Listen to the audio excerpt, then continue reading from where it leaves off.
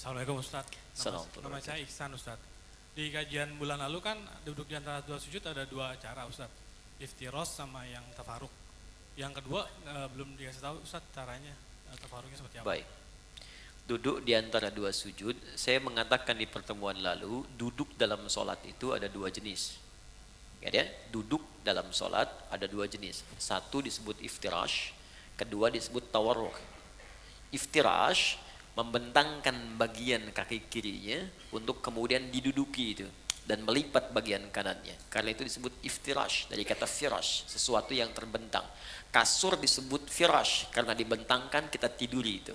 Duduk disebut iftirash karena kaki bagian kiri dibentangkan untuk kita duduki itu. Kemudian yang kanan dilipat. Contoh paling mudahnya, kita kemudian duduk seperti ini, kemudian yang kiri dibentangkan begini, kemudian duduki, yang kanan kemudian dilipat seperti ini. Jadi kalau kita menghadap ke sini, nah ini iftirash ya. Jadi seperti ini. Yang kirinya dilipat kita duduki, yang kanannya ditekuk. Gini ya. Jelas ya? Kemudian yang kedua tawarruk, agak lebih santai. Ya, memasukkan kemudian bagian kirinya ke sela-sela betis bagian kanannya ke sini. Kemudian duduk ke tempat alas lantainya di sini. Tawarruk, sehingga tawarruk terasa lebih santai. Ya, seperti ini. Jadi ini yang dilipat kemudian ke kiri, yang kanannya ini kemudian ditekuk bagian jari-jarinya. Ini kalau saya buka, mohon maaf sekali sebesar-besarnya. Bismillah. Ini saya buka, jadi jemarinya seperti ini, dilipat ya. Ya, ini yang dilipat, ini tidak pakai ya, lipat. Nah, ini yang kiri dimasukkan, dilipat, diduduk seperti ini. Dia agak lebih santai. Nah, ini ada sejarah. Dia ada kisah kapan Nabi kemudian tawarruk, karena di awal-awal masa, saya mohon izin kenakan kaos kaki dulu ya, sehingga nanti ada orang potong video itu Ustadz aneh katanya kan. Yang kanan pakai kaos kaki, yang kiri tidak. Ini sekarang masanya agak repot nih. Oke. Jadi ada nanti kisahnya. Jadi kenapa Nabi asalnya iftirash terus. Iftirash bahkan di tahiyat. Makanya nanti di beberapa mazhab termasuk Maliki, nanti saat tahiyat, baik tahiyat pertama ataupun yang terakhir, semua duduknya iftirash, kayak yang tegak. Nah, tapi nanti di akhir-akhir masa beliau hidup, itu kemudian beliau tawarruk pada bagian keduanya.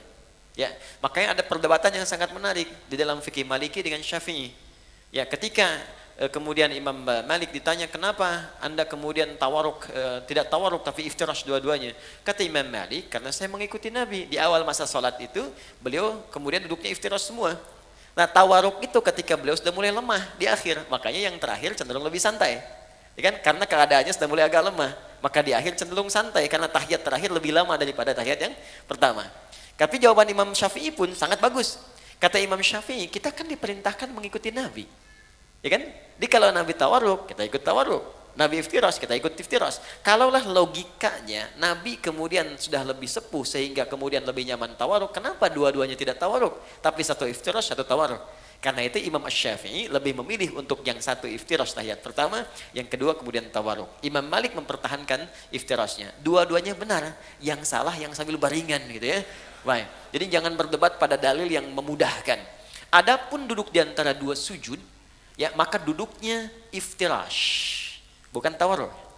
Iftirash. Jadi ingat, hanya ada dua duduk dalam salat, iftirash dan tawarruk. Iftirash dan tawarruk keduanya bisa dipakai dalam tahiyat, tapi di antara dua sujud hanya iftirash saja, bukan tawarruk. Kecuali pada kondisi kaki yang bermasalah sehingga tidak bisa iftirash, maka silahkan, jangankan tawarruk, kaki maju ke depan pun satu itu boleh. Ya, jadi jangan marah ya. Teman-teman di Mekah misalnya kan ada sholat tiba-tiba orang Arab kakinya begini satu saat tawarruk, ya kan? Nah, ini tandanya sedang ada masalah di kakinya. Gak sopan nih sama Allah. Bukan begitu. Dia sedang ada masalah, ya. Jadi silahkan mau begini silahkan, mau gini silahkan. Kalau sedang memang ada kesulitan, ya. Kaidah fikihnya apa? Ad-daruratu tubihul mahdzurat. Dalam kondisi yang darurat maka yang terlarang menjadi dibolehkan untuk sementara. Ingat ya. Larangan yang dibolehkan itu sifatnya bukan permanen, tapi sementara. Ingat, contoh, ini sering saya sampaikan, Anda pergi ke hutan, kemudian di hutan sulit menemukan makanan halal, yang ada cuma babi. Kalau tak makan itu, maka bisa melemahkan fisik, bisa wafat. Maka dalam kondisi itu boleh makan daging babi. Ya, dapatkan, sembelih, ambil, masak, makan. Tapi tidak untuk dinikmati. hanya untuk menutup lapar. Enak juga ya? Tidak, ya. Jadi hilangkan lapar sambil mencari yang halal. Begitu yang halal ditemukan, maka ini haram.